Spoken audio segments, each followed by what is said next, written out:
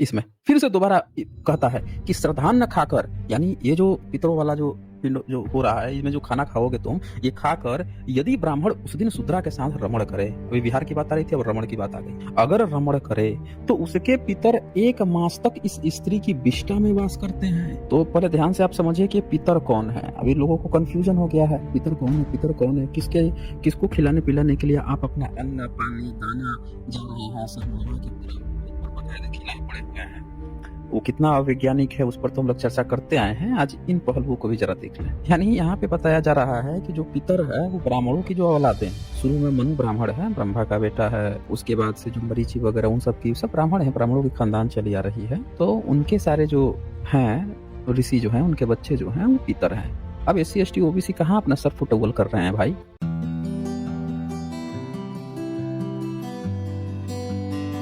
नमो बुद्धाय साथियों, स्वागत है आपका सम्यक कल्चर में, जहां हम अपनी संस्कृति की हर रस्म को विज्ञान की कसौटी पर परखते हैं। आज हम बात करेंगे एक ऐसी परंपरा की जिसके बिना हमारे समाज में मोक्ष की कल्पना अधूरी मानी जाती है। पिंडदान। क्या सच में आटे के पिंड से हमारे पूर्वजों की आत्मा को शांति मिलती है, या यह सिर्फ एक ऐसी कर्मकांड है जिसे हम बिना सोचे समझे पीढ़ियों से करते आ रहे हैं। क्या है पिंडदान? पौराणिक कथाओं के अनुसार पिंडदान एक ऐसा अनुष्ठान है जो हमारे पितरों को मोक्ष दिलाता है। मान्यता है कि पिंडदान से उन्हें मृत्यु के बाद की यात्रा में भोजन और शक्ति मिलती है। लेकिन साथियों, क्या यह बात वैज्ञानिक रूप से सही है? आइए इसे समझते हैं। विज्ञान के 3 सवाल आपके सामने खड़े होते हैं। क्या आत्मा होती है? क्या मरने के बाद आत्मा भोजन करती है? क्या हम किसी को खिलाने के लिए खाना नदी में फेंक सकते हैं? पहला सवाल, क्या आत्मा होती है? विज्ञान में हर चीज को उसके भौतिक प्रमाण, फिजिकल एविडेंस से मापा जाता है। गुरुत्वाकर्षण, प्रकाश, ध्वनि, इन सब का अस्तित्व वैज्ञानिक रूप से सिद्ध है। लेकिन आज तक किसी भी वैज्ञानिक ने आत्मा को न तो देखा है, न मापा है, और न ही उसका कोई भौतिक अस्तित्व प्रमाणित हुआ है। विज्ञान के अनुसार जीवन एक जैविक प्रक्रिया है जो दिमाग और शरीर के तालमेल से चलती है। जब ये प्रक्रिया रुक जाती है तो चेतना भी खत्म हो जाती है। अब दूसरा सवाल, क्या मरने के बाद आत्मा भोजन करती है? जब शरीर ही नहीं रहा तो पाचन तंत्र कैसे काम करेगा? भोजन की जरूरत तो शरीर को होती है, आत्मा को नहीं। अगर आप किसी जीवित इंसान को भोजन न दे तो उसकी मृत्यु हो जाएगी। लेकिन मरने के बाद पिंडदान से क्या लाभ है? यह ठीक वैसा ही है जैसे हम खाली हवा में खाना परोस रहे हैं। तीसरा सवाल और सबसे जरूरी, क्या हम किसी को खिलाने के लिए खाना नदी में फेंक सकते हैं? पिंडदान में इस्तेमाल होने वाले आटे के पिंड और अन्य सामग्री को नदियों में डाला जाता है। इससे क्या होता है? ये जैविक पदार्थ नदी के पानी को प्रदूषित करते हैं। यह हमारी प्रकृति के लिए हानिकारक है। तो फिर असली धर्म क्या है? हमारे दादा दादी, नाना नानी, हमारे माता पिता जब वे जीवित थे तब क्या हमने उनकी सेवा की? क्या हमने उन्हें सम्मान और प्यार दिया? जब कोई व्यक्ति अपने जीवित माता पिता की देखभाल नहीं करता, उन्हें सम्मान नहीं देता और मरने के बाद लाखों रुपए खर्च करके पिंडदान करता है तो यह पाखंड कहलाता है।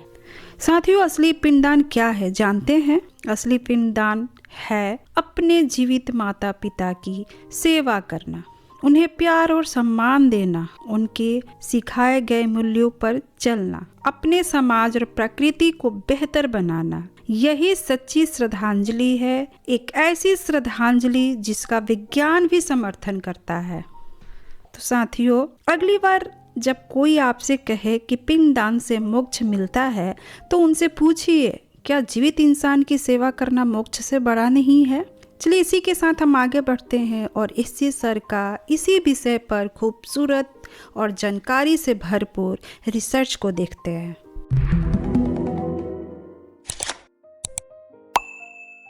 लिखी हैं। तो अगर आप इनके पुराणों में जाएंगे तो कहीं कहीं पे ये भी चर्चा आती है कि पितरों के पिंड तो ये दबा दबा के खाते ही थे और ये ना रमण भी करते थे भाई शूद्रा के साथ। अब ये जिसको शूद्रा समझते थे, शूद्रा आज की डेट में शूद्रा मतलब फीमेल वर्जन हो गया। शूद्र आज पिछड़ा वर्ग है भारत का, उसी को इन्होंने शूद्र कहा है, सछूत जिसको कहा जाता है, और शूद्रा कहा है फीमेल वर्जन ऑफ ओबीसी, मतलब फीमेल, ओबीसी फीमेल। अब इन्होंने अपनी जो किताबों में लिखा है उसमें इन्होंने रिस्ट्रिक्शंस किया है कि भैया आज के दिन दबा के तो खाना, लेकिन शूद्रा के साथ रमण मत करना, आज मन नहीं करना है। लेकिन ये एक द्वंद्व चल रहा है। कुछ इनके जो स्क्रिप्चर्स हैं वहाँ पे जो पौराणिक कथाएं हैं उसमें तो रमण की बात चल रही है, और ये कह रहे हैं कि वो आपने सुना है ना, सबाब कबाब ऐसे क्या बोलते हैं, कुछ तो इस तरह का डायलॉग है। तो ये कह रहा है नहीं, आज के दिन रमण नहीं, आज के दिन ना दबा के मांसाहार करना है। अब मैं आपको ये सारे सबूत दिखाऊंगा और तभी इस पर चर्चा होगी। चलिए ये देखते हैं। इनकी सबसे जो ऑथेंटिक, ये जिसको मानते हैं, जिसके लिए मरे पड़े हुए हैं, इनका अगर कोई एक किताब है जिसके लिए इनकी जान निकली जा रही है और वो है मनुस्मृति। ये उनकी दुखती हुई रग है जिसको बाबा साहब सहित तमाम विद्वान जो है, इवन कुछ ब्राह्मण भी शामिल थे, उन लोगों ने भी मिल के उस किताब को पढ़ पढ़ के कि क्या गंदगी लिखी है, वो 25 दिसंबर 1927 को जला दिया था। तो ये उनकी दुखती रग हो गई है बेचारों को, न गले से निकले पड़ रहा है, न घुटे पड़ा रहा है, क्या करे तो करे क्या। आइए उस किताब को खोलते हैं, देखते हैं उसमें इन्होंने लिखा क्या था। अच्छा, ये मैंने आपको ठाकुर पब्लिकेशन का मनुस्मृति चैप्टर 3 ओपन किया है, और मनुस्मृति चैप्टर 3 का श्लोक संख्या 194 है। इसमें ध्यान से सुनिए कि पितर कौन है। इसका पहला वाला अगर आप श्लोक देखेंगे 194 से पहले का, यानी 193 देखेंगे, तो ये बताता है कि आइए मैं आप लोगों को पहले बता दूं कि ये पितर कौन है, कहाँ से सब पितरों की उत्पत्ति कहाँ से हुई है, उनकी उत्पत्ति पहले जान लो, तभी ना आप लोग पितरों के लिए हमको खिलाओगे पिलाओगे। तो कहता है कि जिसके द्वारा सब पितरों की उत्पत्ति हुई है, जो पितर है, निज नियमों से उनकी उपचर्या करनी चाहिए। अब सब विषय अब सुनिए। तो पहले ध्यान से आप समझिए कि पितर कौन है। अभी लोगों को कंफ्यूजन हो गया है, पितर कौन है, पितर कौन है, किसको खिलाने पिलाने के लिए आप अपना अन्न पानी दाना जा रहे हैं सर मुड़वा के, पूरा प्रॉपर बकायदे खिलाए पड़े हुए हैं। वो कितना अवैज्ञानिक है उस पर तो हम लोग चर्चा करते आए हैं। आज इन पहलुओं को भी जरा देख लें, स्क्रिप्चर्स पहलुओं को। तो सुन लीजिए अब ध्यान से, आगे के जो श्लोक है वो बताएंगे पितर है कौन। श्लोक संख्या 194 कहता है, हिरण्यगर्भ के पुत्र मनु जी के जो मरीचि आदि पुत्र हैं, ध्यान से सुनिएगा, हिरण्यगर्भ के पुत्र मनु जी के जो मरीचि आदि पुत्र हैं, उन सब ऋषियों के पुत्र ही पितर कहे गए हैं। यानी यहाँ पे बताया जा रहा है कि जो पितर है वो ब्राह्मणों की जो औलादे हैं। शुरू में मनु ब्राह्मण है, ब्रह्मा का बेटा है, उसके बाद से जो मरीचि वगैरह उन सब की सब ब्राह्मण है, ब्राह्मणों की खानदान चली आ रही है। तो उनके सारे जो हैं ऋषि जो हैं, उनके बच्चे जो हैं वो पितर हैं। अब SC ST OBC कहाँ अपना सर फुटबॉल कर रहे हैं भाई। ब्राह्मण का काम है, ब्राह्मण जाएगा अपने खिलाएगा ब्राह्मण को, ब्राह्मण ही ब्राह्मण को खिलाएगा, वो उसके बाप दादे में जाएगा। आप कहाँ मरे जा रहे हैं। आगे सुन लीजिए, पूरा एक एक सारे सबकी बात आएगी, ऐसा नहीं है कि सिर्फ ब्राह्मण की। अब पहले तो समझ लीजिए ये कि ब्राह्मण, अब बताइए ब्राह्मण ब्राह्मण को खिलाएगा, किसको खिलाएगा भाई। एक ब्राह्मण को उसके ऋषि का, उनको अपने बाप दादे जो मर गए हैं पुरखे, भले ही काल्पनिक है, लेकिन उसको अगर हम एक बार को मान लें कि अपना पुरखा मानता है, तो वही एक बात बताओ, ये कौन सा नियम है कि ब्राह्मण खाएगा तो भी ब्राह्मण का पुरखा तृप्त होगा, और SC ST OBC का भी ब्राह्मण ही खाएगा तो तृप्त होगा। अबे तुम्हें क्या कांटे लगे हैं क्या? अबे कौन से नियम से ये नियम बना रखा है, नियम कैसे फॉलो कर रहे हो? क्या आपको दिमाग जो है वो दिमाग में नहीं है? दिमाग का स्थान कहीं और शरीर के किसी अन्य बॉडी पार्ट में घसक गया है क्या? समझ में नहीं आता क्या? आज की डेट में एक ब्राह्मण के घर जो है ब्राह्मण खाता है तो उसका पेट भरता है, तो क्या शूद्र, एससी, एसटी, ओबीसी, जनरल जो गैर ब्राह्मण है वो खाते हैं तो उनका पेट नहीं भरता क्या? ब्राह्मण का ही पेट भरता है क्या? अब जब धरती पे यह नियम है कि तुम खाओगे तो तुम्हारा पेट भरेगा, अपने बाप दादा का खिलाओगे तो उनका पेट भरेगा, ब्राह्मण भी खुद खाएगा तो पेट भरेगा, उसके बाप दादा का भरेगा। जब यहाँ पे ये नियम है तो तुमने एक काल्पनिक संसार रच रखा है, वहां पे कैसे डिफरेंट हो गया बे कि ब्राह्मण खाएगा तो तुम्हारे बाप का पेट भरेगा, पुरखों का पेट भरेगा। खैर आगे बढ़ते हैं। तो ये 194 में आपने देख लिया कि जो सब ऋषि हैं वो सब पितर कहे गए हैं, यानी ब्राह्मण का बात चल रही है। अब आते हैं 195 में। 195 में कहता है कि विराट के पुत्र सोमसद साध्य गण के पितर हैं। मरीचि के प्रसिद्ध, ध्यान दीजिएगा, मरीचि के प्रसिद्ध पुत्र अग्निश्वाता देवताओं के पितर हैं। तो यहाँ भी आप ध्यान से देखेंगे, यहाँ भी अभी ब्राह्मणों की ही वंशावली चल रही है। काल्पनिक जो ब्राह्मणों ने अपनी वंशावली बना रखी है उसी की बात चल रही है, अभी पितर वही है सब, अभी आपकी बात नहीं आई है। अब आते हैं 196 में। कहता है अत्रि, अत्रि ब्राह्मण है, ब्रह्मा का बेटा है, के पुत्र बहिर्सद दैत्य। अभी दैत्य कौन है? सब ये सब भी ब्राह्मणों के खानदान में आया है। मैंने आप लोगों को वंशावली उस दिन दिखाई थी, 4-5 स्ट्रीम पहले जब हमने स्ट्रीम की थी, वहां पे मैंने आप लोगों को दिखाया था कि ये दैत्य की उत्पत्ति हो या सांप की उत्पत्ति हो या जितने भी तरह के जो उत्पत्ति ब्राह्मणों ने बना रखे हैं वो सब ब्राह्मण हैं, ब्राह्मणों की कहानियां हैं। उसका हम भारतीयों के मूल निवासियों एससी एसटी ओबीसी से कुछ लेना देना ही नहीं है। ब्राह्मण अपना एक पैरेलल उसका यूनिवर्स चलता है, उससे भारत का किसी भी एससी एसटी ओबीसी का लेना नहीं है, लेना देना नहीं है। तो ये देखिए, दैत्य, दानव, यक्ष, गंधर्व, नाग, राक्षस, सुपर्ण और किन्नर के पितर हैं। देखिए किन्नरों के भी पितर हैं। तो ये सब कौन है? ये सब ब्राह्मणों के खानदान, ब्राह्मणों की वंशावली चल रही है, इसमें किसी एससी एसटी ओबीसी की भी बात नहीं चल रही है। और आगे बढ़ते हैं। इतने सारे पितर लोग हैं, आप बताइए कि ये जो दानव है, यक्ष है, गंधर्व, नाग, ये सब ब्राह्मण को खिलाने आता है? देखे हैं कभी आप? तो उसका पितर भूखा है, ऊपर से आके तांडव मचा रहा है कि भाई तुम लोग काहे नहीं ब्राह्मण को खिला रहे हो। 197 ब्राह्मणों के पितर सोमप। अभी ब्राह्मणों की वंशावली चल रही है। अब आ गया यहाँ पे क्षत्रियों के हविष्मंत। अब बताइए कि क्षत्रियों के हविष्मंती ब्राह्मण बता रहा है। बताइए आप हमें, जितने क्षत्रिय लोग हैं बाप दादे पुरखे परदादे उनसे पहले के लोग जो हैं वो मरते हैं। पितर आप किसको समझते हो भाई? हविष्मंत को। हविष्मंत भूखे हैं जिनको खिलाने के लिए पितरों का पिंड चलता है। अब देखिए वैश्यों के आज्यप।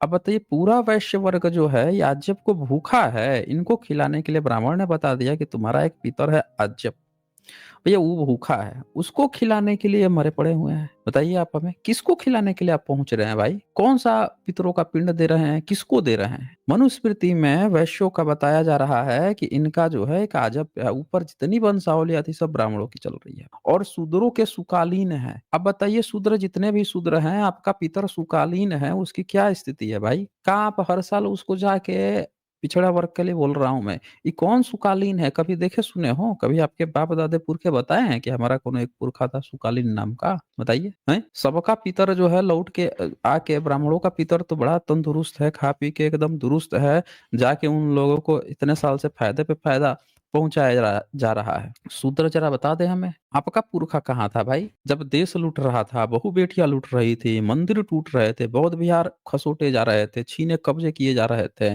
अत्याचार पे अत्याचार चल रहा था, कहाँ था ये? कौन था सुकालीन? जानते हैं आप नहीं जानते? तो ये कौन कपूरी लाल है जिसको पता चला कि शूद्रों का जो पितर है वो सुकालीन है? कौन सी सदी में पैदा हुआ था भाई? ये कौन सी सदी में पैदा हुआ था? जानकारी है किसी को? बता दीजिए आप हमें। इतिहास में इतने उत्खनन हुए हैं, कौन सी जगह पे पैदा हुआ, कहाँ पे पैदा हुआ, किधर पैदा हुआ, जिसको खिलाने के लिए आप जो है ब्राह्मणों को बता दिया है कि भैया ये सुकालीन तरह पुरखा है, भूखा है भैया, लेके पहुंचे पड़े हैं खिलाने के लिए।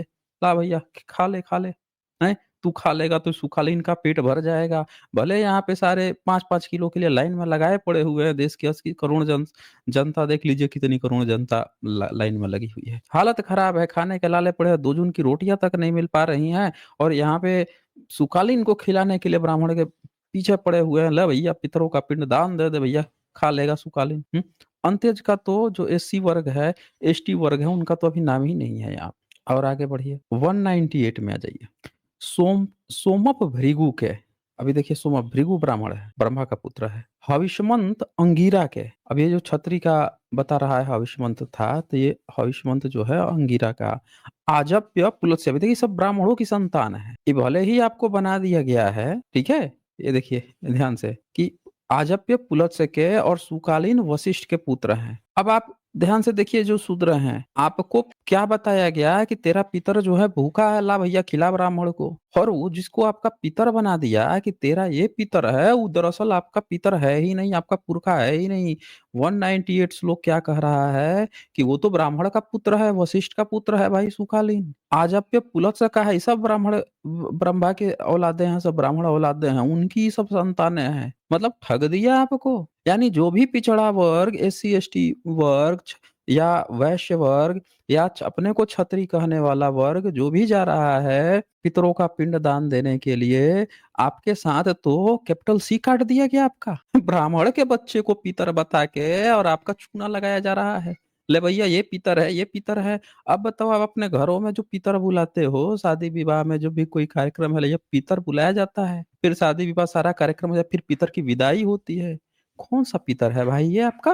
ब्राह्मण की औलादे हैं ये, तो यहाँ बता रहा है ये कौन सा पितर है आपका? ध्यान से देखिए आप। तो साथियों, आप सब लोग देख सकते हैं अपनी आंखों से कि यहाँ तक अभी तक जो चीज दिखाया गया है कि क्षत्रिय हो या वैश्य हो या शूद्र हो, इनके ऊपर जो पितर चपकाया गया है उसका किसी भी छत्री से, वैश्य से या शूद्र से कुछ भी लेना देना नहीं है। बल्कि ये सारे के सारे जो हैं संतानें हैं, औलादे हैं, ब्राह्मण ब्रह्मा के औलादों की औलादे हैं, जो सबसे पहले बता दिया था श्लोक में 194 193 में ही बता दिया। देख लिया आपने? अब बताइए आपका कितना बड़ा रॉन्ग नंबर लगा दिया गया है। अच्छा, अब आइए और आगे देख लीजिए, किसी को डाउट ना रह जाए। ये आ गया 199 में। ये कहता है अग्निदध, अग्निद, काव्य, बहिसर्द, अग्निस्वाता और सौम्य, ये ब्राह्मणों के पितर हैं। अब देखिए ब्राह्मणों के सारे तो वो भी ब्राह्मणों के ही पितर थे, ये भी ब्राह्मण के ही पितर हैं। और इनके पेट भरेगा, ब्राह्मण खाएगा तो। और लगे पड़े हैं छत्री, अपने को कहने वाले, अपने को वैश्य कहने वाले, अपने को शूद्र कहने वाले, लगे पड़े हैं खिलाने में। भैया हमारा पितर भूखा है, ला भाई ब्राह्मण को खिला दे। खिलाए पड़े हैं। और ब्राह्मण कह रहा है वो तुम्हारे भी नहीं है, वो सब हमारे हैं, हमारे ही काल्पनिक ऋषि के काल्पनिक औलादे हैं, तेरा बाप बना दिया है हमने। ब्राह्मण को बाप बना, अपने ही ब्राह्मणों को बाप बना दिया है इनका। और ये अपने ब्राह्मण बाप को खिलाने के लिए मरे जा रहे हैं, भले ही घर में बच्चे जो हैं भूखे हैं। कई पिछड़ों की यह हालत है कि घर में बच्चे के पढ़ने लिखने के लिए जरूरी किताबें उपलब्ध नहीं है। समझ रहे हैं? जो जरूरी किताबें होना चाहिए वो तक उपलब्ध नहीं करा पाते हैं। जो कॉपी होनी चाहिए, पेन पेंसिल होने चाहिए, वो नहीं उपलब्ध करा पाते हैं। बच्चे को अच्छा ट्यूशन नहीं अवेलेबल करा पाते हैं। लेकिन वही पितरों का पिंडदान देने में पंडा को बुला के कर्म कांड करने के लिए पैसे तुरंत ही 10,000, 20,000, 25,000 निकल आते हैं। समझ रहे हैं? उसके लिए इनके पैसे निकल आते हैं। मंदिर में दान करना हो, निकल आएंगे। अभी दुर्गा पूजा आएगी, दुर्गा पूजा में दान देने के लिए पैसे निकल आएंगे। होली, दिवाली, कहीं भी चंदा चल रहा हो, सरस्वती पूजा से लेकर हर तरह की जितनी भी पूजा चल रही हो, सबके लिए पैसे निकल आएंगे। बस घर के बच्चे जो हैं पढ़ लिख जाएं सही जगह पे, सटीक जगह पे, वहां पे पैसा ना निकलेंगे। अपने लोग जो मूवमेंट करेंगे उनके लिए भी पैसा ना निकलेंगे, लेकिन इन सब कामों के लिए निकल जाएंगे। तो ये देख लीजिए अपने ध्यान से, सब ब्राह्मण का ये पितर है और उनको आपका पितर बना के आपका काट दिया गया है। जानते नहीं है कि पितर कहा किसको कहा जाता है, दौड़े पड़े हैं एकदम, ले भाई पितर का पिंड दे दे, खा ले। कौवा खिला रहे हैं बैठा के, मंत्र पढ़ रहा है। अच्छा, इसके बाद से आप ये देखिए 200 पितरों के जो इतने मुख्य गण हैं उनके भी असंख्य पुत्र पौत्रादि हैं। लीजिए भाई, ये जो इतना पितर बताया गया, इनके भी पुत्र पोता असंख्य हैं। वो सब भी सब पितर ही पितर हैं, वो सब भी पितर ही पितर है। ला, अब आप लोग जो है ढोइए उसको लेके बैठ के। अच्छा, इसके बाद से और देखिए 201 ऋषियों से पितर, पितरों से देवता और मनुष्य उत्पन्न हुए हैं। सुन लीजिए, ऋषियों से इनके जो ब्राह्मण है, ब्राह्मण ने पैदा किया पितर को, पितर ने पैदा कर दिया देवता को। अब आप जो हैं देवता से मनुष्य उत्पन्न हुए, देवताओं से यह सारा चराचर जगत क्रम से उत्पन्न हुआ। अब आप खुद सोचिए दोस्तों मेरे, आप पूजने जाते हैं देवी देवता, फिर कहता है कि अरे तेरे देवी देवता को तो पैदा किया हमारे पितरों ने। ब्राह्मण के पितर कौन है? पितर को फिर किसने पैदा किया? तो पितर को पैदा किया ब्राह्मणों ने। देख रहे हैं आप? असल में आपने कभी इनके टेक्स्ट पढ़े ही नहीं। आप एक बार ध्यान से पढ़ लिए होते, आपका सारा कंसेप्ट क्लियर हो जाता है कि आप कर क्या रहे हैं, फँसे कहाँ पे हैं। समझ रहे हैं? ये एक्चुअल में है कि वो बता रहा है कि आपके जो देवी-देवता हैं, उनको पैदा करने वाला पितर है। इसीलिए जब भी देखिएगा शादी-ब्याह कोई भी चीज़ें होती हैं, जो अपने को हिंदू कहते हैं, वो सब के सब क्या करते हैं? वो सब के सब पितर बुलाते हैं। कहते हैं देवताओं से भी बड़ा पितर है। देवता की पूजा पाठ तो हो जाएगी, लेकिन उससे भी बड़ा पितर है, क्योंकि देवता पैदा किया है पितर ने, पितर को पैदा किया है ब्राह्मण ने। देख रहे हैं? हो गया काम तमाम। अरे काहे पितर पूज रहे हो? पूजना ही है तो ब्राह्मण पूज लो ना। क्या दिक्कत है? वो तो कह ही रहा है कि हम भूदेव हैं, पूरे धरती के देव हैं। ये जबरदस्ती जो है, अबे जब आपको पूजा पाठ ही करना है तो बॉस की करो ना, बॉस मान लेते हैं, प्रधानमंत्री हैं, तो काहे आप जो है प्यून में इधर-उधर, पीए में और जुगाड़ पार्टी इधर-उधर लगे पड़े हुए हो। सीधे-सीधे जाके पीएम की पूजा करो ना। मतलब ये एग्जांपल दे रहा हूँ मैं कि अगर पीएम सुप्रीम है तो सीधे ब्राह्मण की पूजा करो ना बे। काहे इधर-उधर घूम रहे हो पितर में तो देवी-देवता में? ये लिखा हुआ है दोस्तों, ये मनुस्मृति है, चैप्टर 3 देखा आपने? आइए, अब मैं आपको ले चलता हूँ इनकी दुखती रग दिखाता हूँ अब ये। 190 पे आ जाइए श्लोक संख्या इसी चैप्टर में। कहीं भागने की ज़रूरत नहीं है। ये रहा 190 समझ रहे हैं? और उससे पहले आइए 191 में। अब 191 बोल रहा हूँ 189 में। ज़रा 189 देखिए आप। 189 में क्या लिखता है कि उन निमंत्रित ब्राह्मणों में पितर गुप्त रूप से निवास करते हैं। आपको पितरों का पिंड दिलवाना है, ब्राह्मण को इनवाइट करना है, खिलाना है भैया। अब जो चूंकि पैदा किया ब्राह्मण ने ही ना, तो ये जो पितर आपको बता दिया गया है कि ऋषियों की, ब्राह्मणों की जो संतानें थी वही आपकी पितर हैं। तो वो चिपका दिया, सारे पितर थे ब्राह्मणों के। अब वो एक दो दो उठा उठा के चिपका दिया। वशिष्ठ का पुत्र को उठा के सुकालीन, वशिष्ठ का पुत्र था सुकालीन, उठा के शूद्र को दे दिया। ले भैया, ये इसको अपना बाप मान ले, ये हमारा ब्राह्मण की औलाद है सुकालीन। और शूद्र ओबीसी पिछड़ा वर्ग है, तू अपना इसको पितर मान ले, पुरखा मान लिया बेचारा। अब ला चून ला बे, खिला। 189 में कहता है निमंत्रण बुला के भाई ब्राह्मण को। तो उन निमंत्रित ब्राह्मणों में, अब चूंकि ब्राह्मण का ही बेटा सुकालीन है, तो क्या करेगा? पितर गुप्त रूप से निवास करते हैं। अब ब्राह्मण के भीतर ना बड़ा गुप्त रूप से, गुप्तांग नहीं, गुप्तांग नहीं, गुप्त रूप से यहाँ कहा जा रहा है, गुप्तांग की बात नहीं है। मतलब उसके कहीं गुप्त जगह पे रहते हैं पितर लोग जो हैं, जिसको आप अपने बाप समझ रखे हैं। मैं अपने तरफ से नहीं बोल रहा हूँ, किताब में लिखा हुआ है भाई, ये देखिए ना, यहाँ पे लिखा हुआ है 189 में। कह रहा है ब्राह्मणों में पितर गुप्त रूप से निवास करते हैं। अब गुप्त रूप से निवास करते तभी ना आप जा रहे हैं ब्राह्मण के पास, वे पितर को खुश करना है। तो कहता है प्राण वायु की भांति उनके चलते समय वे चलते हैं या बैठते हैं। यहाँ एससी एसटी ओबीसी परेशान है कि देवी आ रही है, माता जी आ रही है, दुर्गा जी आ रही हैं। अब वहां जहां जहां ब्राह्मण चल रहा है, वहां वहां आपका जो पितर हैं, पुरखे जिसको आप बना रखे हैं अपना, वो ब्राह्मण के भीतर घुसा रहता है। एक ब्राह्मण चलता है तो आपका पितर चलता है। मतलब आपका पुरखा मर के या ब्राह्मण के भीतर घुस जाता है, जो भी ब्राह्मण आता है उसके भीतर। तो आप ब्राह्मणों को खिलाइए, यानी आप अपने पुरखे को खिला रहे हैं। कितना गजब का कंसेप्ट है भाई, बताइए। दिमाग जो है, दिमाग के स्थान पे अगर घुटने में लगा दिया जाए तो लॉजिक तो बड़ा जबरदस्त है।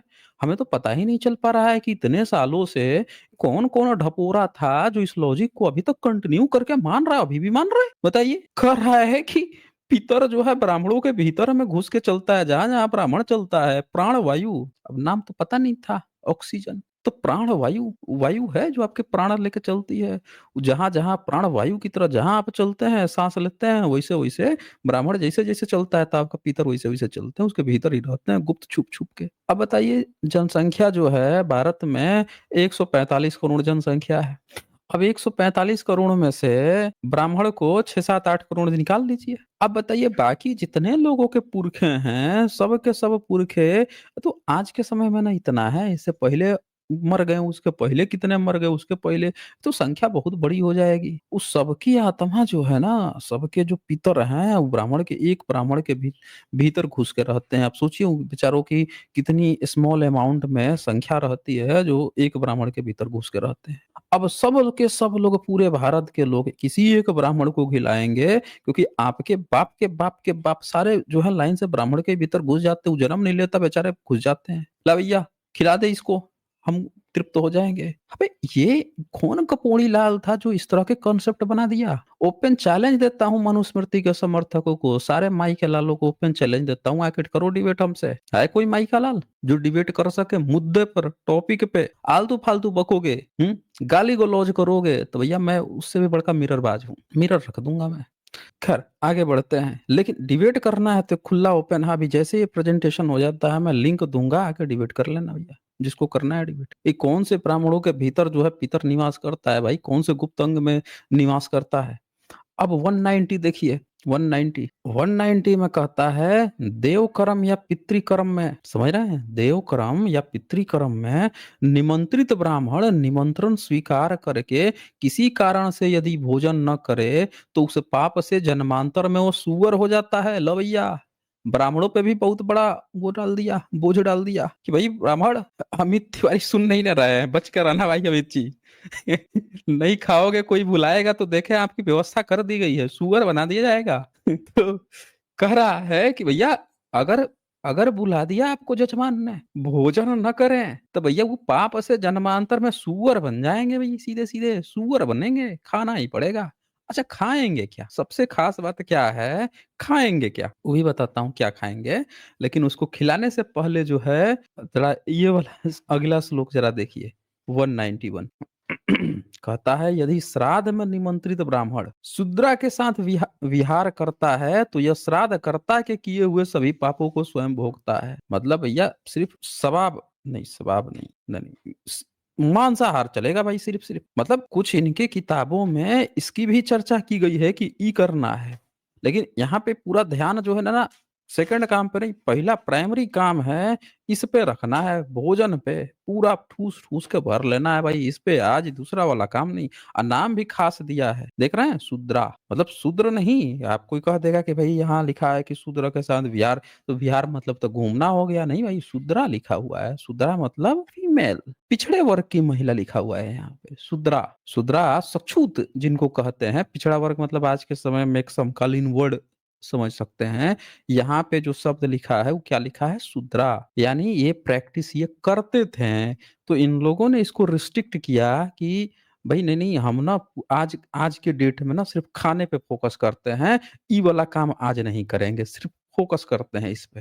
नहीं तो बता दीजिए यहाँ पे नो छत्राणी नहीं लिखा है, वैश्या नहीं लिखा है, ब्राह्मणी नहीं लिखा है, सीधे लिखा है ब्राह्मण शूद्रा के साथ विहार करता। देख रहे हैं आप? अच्छा, ये बात इतनी जबरदस्त है, मतलब जबरदस्त कहने का मतलब ये है कि ये मैं ये क्यों कह रहा हूँ, क्यों इस बात पे मैं फोकस दे रहा हूँ, क्योंकि इन्होंने ये बात एक जगह नहीं लिखी है दोस्तों मेरे, यही बात को फिर आगे चलकर 250 श्लोक में फिर से दोहराया है कि भाई देख ले, आज के दिन एकदम फोकस करना खाने पे ही, शूद्रा के साथ नहीं। मतलब यहाँ पे ये जो वर्ड आया है ना कि शूद्रा के साथ विहार 191 में, ये सेम श्लोक जो है 250 में फिर से दोहराता है। यानी ये क्या करते थे, ये जो महीना है इसमें ये खूब पक्का विहार करते थे, ये शूद्रा के साथ विहार करते थे। इन्होंने इस तरह की चीजें बना रखी थी सिस्टम में, और ऐसा करके इन्होंने तभी तो लोगों को गुलाम बनाया है ना, हर तरह से उनको पिछड़ा बना दिया, उनको सामाजिक रूप से जलील किया, इस तरह से किया जिसके कारण से ये पूरा सिस्टम बना है। देखिए मैं फिर से दिखाता हूँ, ये 191 में जो कहा ना कि आज के डेट में नहीं करना है, ये सेम चीज़ फिर से 250 में रिस्ट्रिक्ट कर रहा है, ठीक कर रहा है कि भाई देखो ऐसा करोगे ना तो तुमको सुअर-वुअर बना देंगे। मतलब ये ज़बरदस्ती थोपा जा रहा है, यानी इस डेट में पितरों के पक्ष में ये सब काम करते थे, जिसके कारण से इसको ज़बरदस्ती जो है नियम ये बनाना पड़ा। ये देखिए मैं 250 दिखा देता हूँ आपको। ये देखिए 250 इसमें फिर से दोबारा कहता है कि श्रद्धान्न खाकर, यानी ये जो पितरों वाला जो पिंड जो हो रहा है, इसमें जो खाना खाओगे तुम, ये खाकर यदि ब्राह्मण उस दिन शूद्रा के साथ रमण करे, अभी विहार की बात आ रही थी, अब रमण की बात आ गई। अगर रमण करे तो उसके पितर 1 मास तक इस स्त्री की विष्ठा में वास करते हैं। तो ये फिर से यहाँ पे कह रहा है कि देख भाई, ये स्त्री के साथ अ अ, उस वो जो स्त्री होगी उसका जो विष्ठा होगा, विष्ठा समझते हैं ना, टट्टी, उस समय वो पितर वास करने लगेंगे भाई। यानी कि इन लोगों का कई गुट था जिसमें से एक गुट जो है ये काम कर रहा था और दूसरा गुट कह रहा था कि आज रहने देते हैं ये वाला, आज ना खाने पे फोकस करते हैं। इसका यही मतलब निकलता है। आप जो है एक बार सर्च करेंगे ना यूट्यूब पे कहीं पे कि भाई क्या पुराणों में अलाउ किया गया है पितृपक्ष में रमण महिला या कुछ इस तरह का, आ जाएगा लाइन से कई पुराण का जिसमें बता रहा होगा डिटेल कि हाँ ये कहा गया है वो कहा गया है, ये इसमें उसमें काम किए हैं सब, तब जाके इसको 2 बार कहना पड़ा, रिस्ट्रिक्ट करना पड़ा कि नहीं भाई आज ब्राह्मण जो है शूद्र का। अच्छा देखिए यहाँ पे और किसी का नाम नहीं आया, ना ब्राह्मणी का नाम आया कि ब्राह्मणी के साथ रमण करे, ना छत्राणी का आया, ना वैश्य का आया, ना अंत्यज का आया, या अछूत का भी नहीं आया। नाम क्या आया? शूद्रा। फोकस कीजिए, एक ही चैप्टर में 2 बार एक ही चीज बार-बार दोहराने का मतलब क्या है कि ये प्रैक्टिस चल रही थी जिस कारण से इसको फोर्स देके बार-बार ये बात कहना पड़ रहा है कि नहीं भाई आज फोकस केवल जो है फोकस। अच्छा किस चीज पे फोकस करना है? फोकस किस चीज पे? वो भी आइए दिखाता हूँ। सवाल तो असल बात यही है ना कि फोकस किस चीज पे? तो इसमें जो है पहले आ जाते हैं जहां छोड़ के आए थे ना वहीं पे चले आते हैं। फोकस देखिए, ये रहा आपका फोकस पॉइंट 227 नंबर, देखिए देख रहे हैं आप, ये देखिए। अच्छा आपने देखा होगा कि जब जो अपने को हिंदू कहते हैं जब भी खाना चलाने जाएंगे तो क्या करेंगे, एक हाथ से चलाएंगे और दूसरा हाथ जो है उसका पहले वाले हाथ का जो कोहनी होता है ना उसमें सटा देंगे। ऐसा लगेगा जैसे एक हाथ जो है बड़ा कमजोर है, लुल्ल हो गया है और दूसरा हाथ से ना उसको सहारा दे रहे हैं कि बेटा तू रह। ये भी कहाँ से आया है? ये लिखा हुआ है कि ऐसा करना है इसीलिए करते हैं सब। तो मैं वही सोचता था कि इस सब में एक ही चीज पाई जाती है, कहाँ से लाए हैं सब। मुझे पता चला कि जब इनकी मनुस्मृति पढ़ा तो मुझे पता चला कि असल में मनुस्मृति किताब कोई नहीं पढ़ता है, प्रैक्टिस करते हैं सब। ये प्रैक्टिस में घुसा लिए हैं सब। पूरा भारत में चाहे अनचाहे में मनुस्मृति प्रैक्टिस करवाई जा रही है। ये देखिए 225 में परोसने के लिए जो अन्न एक हाथ से लाया जाता है, एक हाथ से अगर परोस दोगे ना खाना किसी ब्राह्मण को तो भैया उसे दुष्ट बुद्धि राक्षस सहसा हरण कर लेते हैं। तो राक्षस आ जाएगा भैया, हरण कर लेगा उसका पुण्य, कोई पुण्य उन्हें नहीं लगेगा। ब्राह्मण खाना भी खा लेगा और आपको पुण्य भी नहीं लगेगा, राक्षस उस पुण्य को लेकर चला जाएगा। एक हाथ से नहीं भैया, तुरंत एक क्या करना है, एक हाथ से चलाना, दूसरा हाथ तुरंत ही उसके कोहनी में तुरंत एक हाथ चिपका देना भाई। सब लगाते हैं, देखिएगा लाइन से देखिएगा। विशेषकर जो प्रसाद और साथ जहाँ बांटते हैं लेते हैं, अनपढ़ से अनपढ़, जाहिल से जाहिल, गंवार से गंवार भी प्रसाद लेने का देखिए तुरंत हाथ लेके चपक दे टिका देगा दूसरे हाथ में। गजब प्रैक्टिस है भाई, मनुस्मृति प्रैक्टिस में चल रही है। लोग कह रहे हैं कि मनुस्मृति आएगा आएगा, भैया प्रैक्टिस में घुसाया हुआ है ये। अच्छा अब देखिए आगे, अब इसमें क्या होता है 227 परोसना क्या है। सब बातें हो गई पितर को कि पितर को खुश करना है, ब्राह्मण का जो पितर है उसको भी खुश करना है। खिलाना क्या है? तो खिलाने के लिए ये लिखा हुआ है 227 विविध प्रकार के भक्ष्य भोजन, फल मूल, रोचक मांस और सुगंधित जलादि ये सब चीजें भी रखें। क्या क्या रखना है आपको भाई, ध्यान से देख लीजिए। पहले से कर देता हूं, ये 226 भी देख लीजिए आप। 226 में क्या क्या आपको लाना है, अचार, चटनी, रायता भी बकायदे लाना है। देख रहे हैं रायता आदि व्यंजन। बताइए सोच लीजिए ना कब लिखी गई हैं किताबें, बकायदे जो है रायता की बात आ गई है यहाँ पे। सूप, सकादी तथा दूध, दही, घी और मधु आदि सब पदार्थ यत्न पूर्वक सावधानी से भूमि पर ही लाकर रखें। लाके भैया रख दीजिए, ब्राह्मण को बुला लीजिए, लाके रख दीजिए। अब उसके साथ यहाँ पे भक्ष्य में क्या क्या खिलाना है, तो भैया यहाँ पे आपको रोचक मांस खिलाना है भाई। देख लीजिए 227 में बकायदे यहाँ पे लिखा हुआ है मांसानी चैव मांसानी हहदानी चैव मांसानी, यानी रोचक मांस। अब ये कौन सा रोचक मांस है? कोई मनुवादी होगा तो भड़क जाएगा, कहेगा कि देखिए भाई यहाँ ना मांस का मतलब कुछ और होता है। मांस का मतलब ना चावल होता है, भात होता है। अब वो धूर्तों को पता ही नहीं है कि भाई भात के लिए भात शब्द प्रयोग होता है, चावल के लिए चावल प्रयोग होता है, मांस के लिए मांस प्रयोग होता है बे हैं। और डिटेल से दिखा दूंगा, और वो भी तो मैं दिखा ही चुका हूँ, फिर दिखा दूंगा। तो कुल मिला के आप यहाँ पे देख सकते हैं ब्राह्मण को बुला के यहाँ रोचक मांस खिलाने की चर्चा आ रही है। सब लोग अपनी अपनी आंखों से देख लीजिए, जिनको भी डाउट था अपना डाउट और अपना कंफ्यूजन दूर कर लीजिए। अच्छा इसके बाद से अब आ जाते हैं आगे, चलते हैं 250 तो मैंने दिखा दिया था। अब आ जाते हैं थोड़ा सा और आगे। ये देखिए, ब्राह्मण को आप खिलाइए, ठीक है, लेकिन ब्राह्मण से जब तक वो खाते रहेगा भाई, दबा के खाते रहेगा, तब तक वो बोलेगा नहीं। अगर बोल दिया तो ब्राह्मण को कुछ नहीं बोलना है, बताना नहीं है कि कैसा लग रहा है। और जब तक गर्मा गर्म खिलाते रहिएगा तब तक दबा के खाएगा। 236 में भोजन के सभी पदार्थ अधिक गर्म रहे और ब्राह्मण मौन होकर उन सब पदार्थों को खाए। श्राद्ध करता भोज्य वस्तुओं के का गुण दोष पूछे, कैसा लग रहा है, नमक तो कम नहीं है, नमक तो ज्यादा नहीं है, टेस्टी बना है, कुछ नहीं बोलना है। ब्राह्मण को कुछ कुछ न बताए, बस चुपचाप दबा के मारते जाइए। 237, जब तक अन्न गर्म रहता है और ब्राह्मण मौन होकर भोजन करते हैं, तब तक भोज्य भोज्य वस्तुओं के गुण नहीं बतलाते, तब तक पितर भोजन करते हैं। समझ गए ना? जब तक ब्राह्मण एक शब्द नहीं बोलेगा और दबा के खाया जा रहा है, तब तक पितर हैं।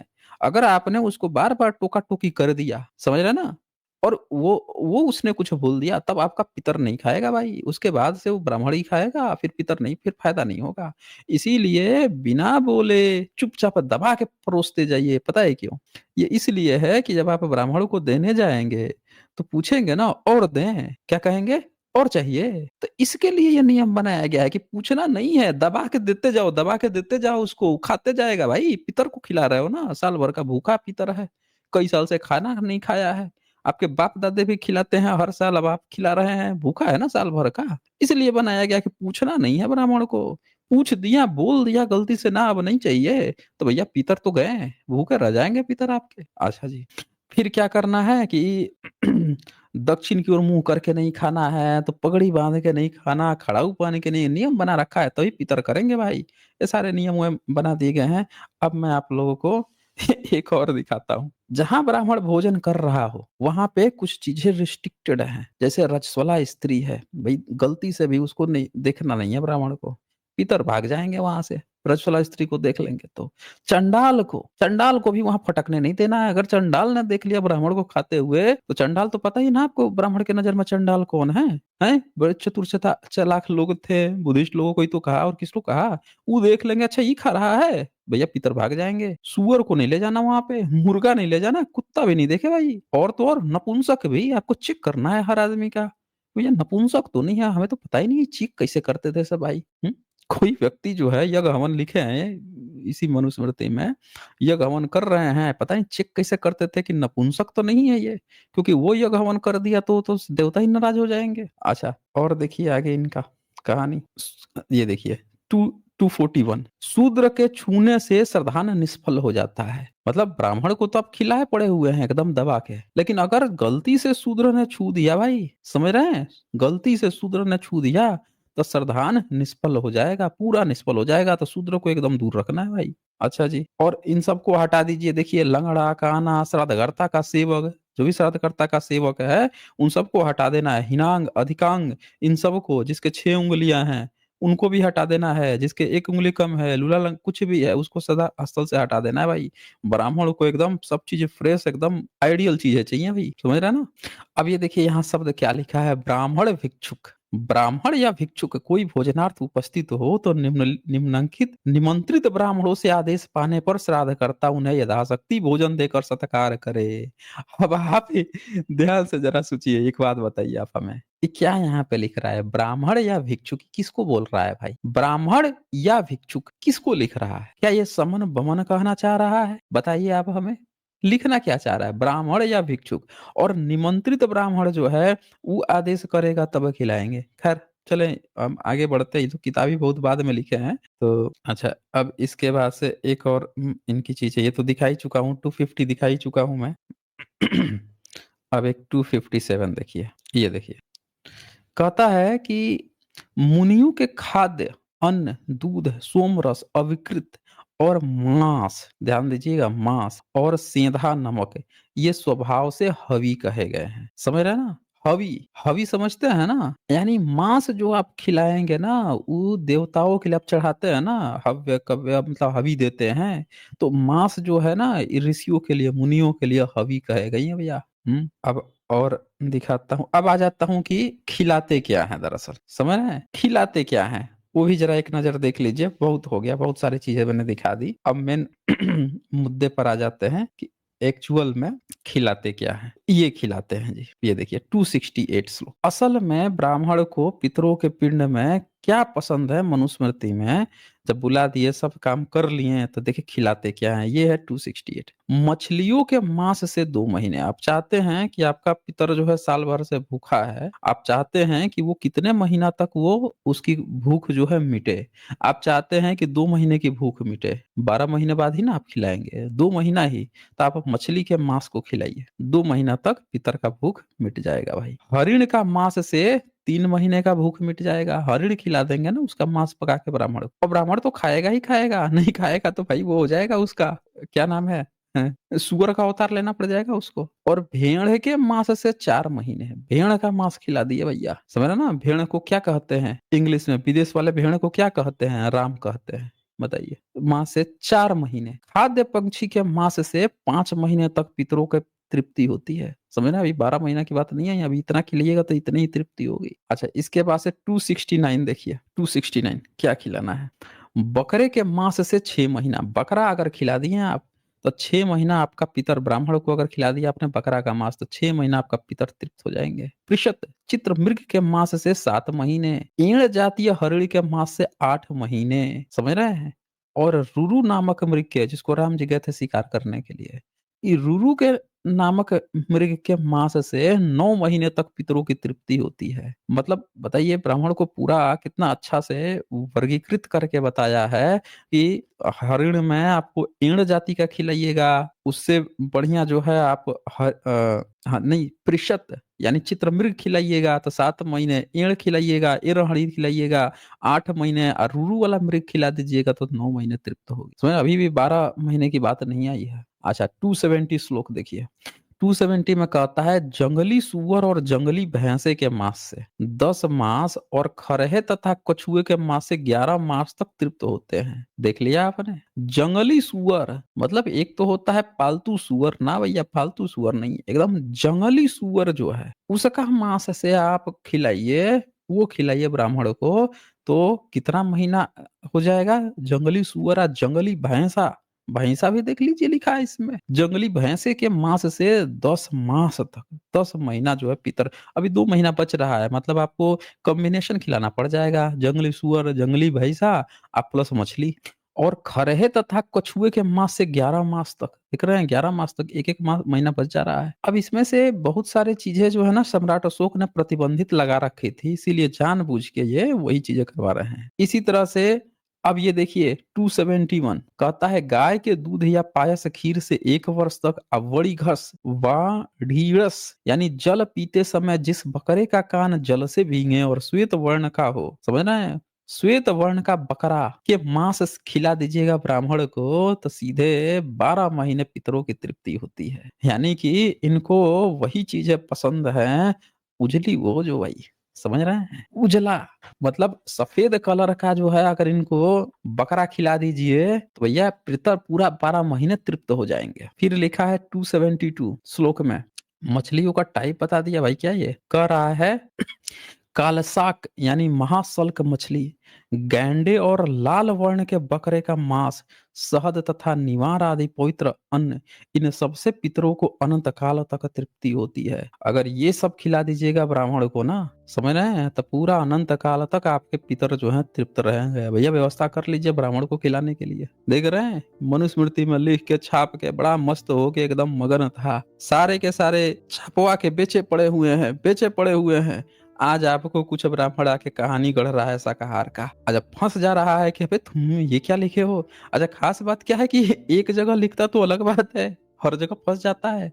रामायण में भी, महाभारत में भी, पुराणों में भी, वेदों में भी, हर जगह फंस जाता है। तो ये इनके हालात है। अब मैंने आप लोगों को दिखा दिया कि इन्होंने जो पितर बताया है वो पितर दरअसल और कोई नहीं है, ब्राह्मणों के जो इन्होंने काल्पनिक ब्राह्मण की संतान बोला है, उन्हीं काल्पनिक ब्राह्मणों की संतान है।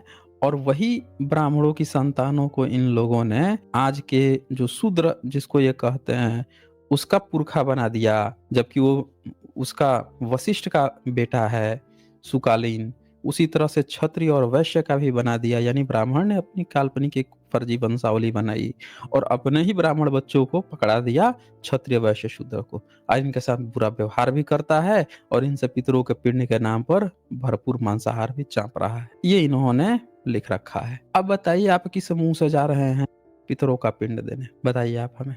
तो साथियों, उम्मीद करते हैं कि आपको इस वीडियो से बहुत सारी जानकारियाँ प्राप्त हुई होगी। तो ऐसे ही अपना प्यार बनाए रखिए, इस वीडियो को जितना हो सके शेयर कीजिए, लाइक कीजिए, चैनल को सब्सक्राइब ज़रूर कीजिए। आपका एक सब्सक्राइबर हमारे लिए बहुत मोटिवेट करता है एक नया वीडियो लाने के लिए। तो इसी के साथ आज के लिए बस इतना ही। मिलते हैं अगले वीडियो में एक नए विचार के साथ। तब तक सोचते रहिए और सम्यक कल्चर को अपनाते रहिए। नमो बुद्धाय।